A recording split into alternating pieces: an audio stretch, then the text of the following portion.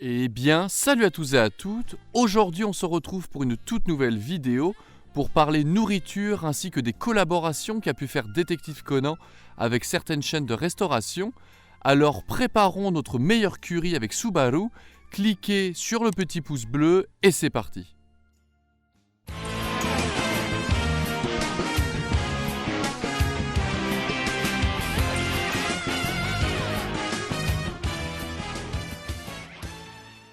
La nourriture et Détective Conan est une histoire d'amour aussi complexe que Ran et Shinichi.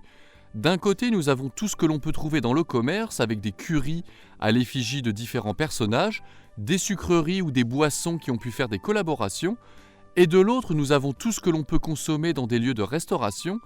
Aujourd'hui, c'est ce second point que nous traiterons. La liste n'est bien entendu pas exhaustive tellement il y en a eu, mais on commence en 2007, 2008 et 2009 dans les McDonald's japonais où pendant 3 années de suite, il était possible d'avoir des jouets Détective Conan dans les Happy Meal avec des petites figurines, des gadgets ou encore des boîtes à l'effigie de Tom avec des petits jeux Conan à l'intérieur. Fermons tous ensemble les yeux et remontons le temps où la question de l'écologie n'était pas une priorité. Nous avions des ballons dans tous les fast-foods et les jouets étaient encore électroniques. C'était une galère de trouver de petites piles, mais pouvoir avoir une mini-console de jeu, c'était vraiment le feu. Et bien à cette époque, les Japonais ont pu avoir comme gadget la montre qui tire une fléchette, les lunettes qui font une petite lumière rouge, ou encore le nœud papillon avec la voix de Kogoro. Et en 2008, les Philippins ont aussi eu le droit au même cadeau dans leur McDonald's. Et pour la suite, nous allons rester en Asie, puisqu'en 2014, c'est la Chine qui a eu le droit à de petits jouets dans les fast-foods KFC.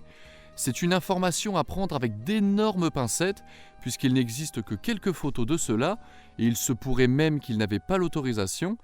N'ayant pas trouvé leur existence avant, c'est à partir de 2015 que chaque année des Conan Café ouvrent à l'occasion de la sortie des films. Ce sont donc des cafés éphémères que l'on peut trouver dans quelques villes, comme en 2021 avec Tokyo, Osaka, Hokkaido et Nagoya. Chaque année, un thème est à l'honneur et l'on peut retrouver beaucoup de clins d'œil à travers la vaisselle utilisée, les personnages dessinés dans le café ou encore des plats comme les sandwichs d'Amuro ou la capsule d'apotoxine, de quoi bien retomber en enfance. En 2018 ainsi qu'en 2019, un Conan Café a aussi fait son apparition à Bangkok en Thaïlande avec le même concept qu'au Japon, mais l'envie de garder l'identité locale. Et dans ces Conan Café, il est aussi possible d'avoir des dessous de verre ou encore d'acheter de la vaisselle comme des assiettes ou des tasses. Ensuite, niveau restauration, on peut aussi en trouver au sein même d'Universal Studios Japan, puisque Conan a droit chaque année à une nouvelle attraction comme un escape game.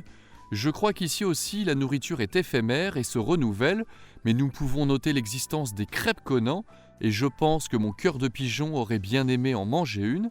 Et pour finir avec le Japon, en 2021, la licence a fait une collaboration avec Kurasushi, qui à la base devait se faire en 2020, mais la crise du Covid les a obligés à réitérer l'expérience pour le film 24, et nous avons aussi une collaboration avec Koko Ichibanya, qui est une chaîne de restaurants spécialisée dans le curry.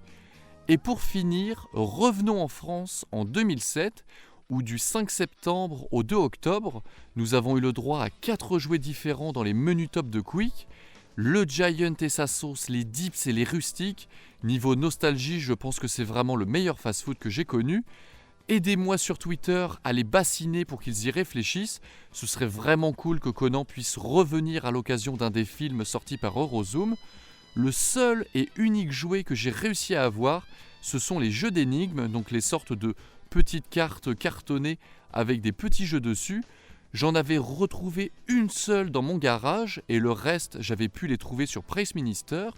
Malheureusement, la loupe qui est censée être avec est introuvable et je vous parle même pas des autres jouets comme le kit d'empreinte où c'est vraiment à se demander si quelqu'un en France les a déjà eus.